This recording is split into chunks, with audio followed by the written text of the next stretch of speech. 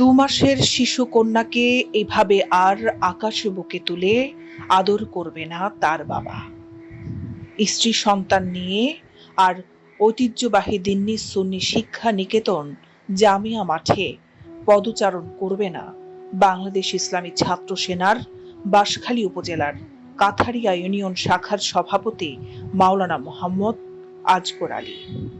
কেননা শুক্রবার মসজিদ উদ্বোধন অনুষ্ঠানে নবনির্মিত মসজিদের খতিব মোহাম্মদ আজগর আলী বিদ্যুৎস্পৃষ্ট হয়ে ইন্তেকাল করেছেন।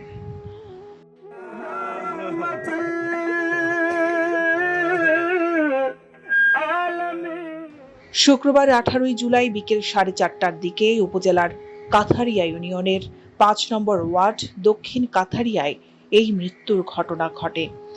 নিহত মাওলানা মোহাম্মদ আজগর আলী দক্ষিণ কাথারিয়া আইল্লার বাপের বাড়ি মোহাম্মদ জেবল হোসেনের ছেলে। স্থানীয় সূত্রে জানা যায়, উপজেলার কাথারিয়া ইউনিয়নের 5 নম্বর ওয়ার্ড দক্ষিণ কাথারিয়া আইলার বাপের বাড়ির জেবল হোসেনের ছেলে আজগর আলী নিজের নির্মিত একটি মসজিদ উদ্বোধন অনুষ্ঠানের আয়োজন করার জন্য বিদ্যুতের কাজ করছিলেন। এ সময় নিজের অসাবধানবশত বিদ্যুৎস্পৃষ্ট হয়ে মৃত্যুর কোলে ঢলে পড়েন তিনি। স্থানীয়রা তাকে উদ্ধার করে বাঁশখালী উপজেলা স্বাস্থ্য কমপ্লেক্সে নিয়ে গেলেও কর্তব্যরত চিকিৎসক তাকে মৃত ঘোষণা করেন। তিনি ইসলামী ছাত্র সেনা ওয়ার্ড সভাপতির দায়িত্বে ছিলেন। এছাড়া বাকমারা বাইতুন নূর জামে মসজিদের খতিবও ছিলেন।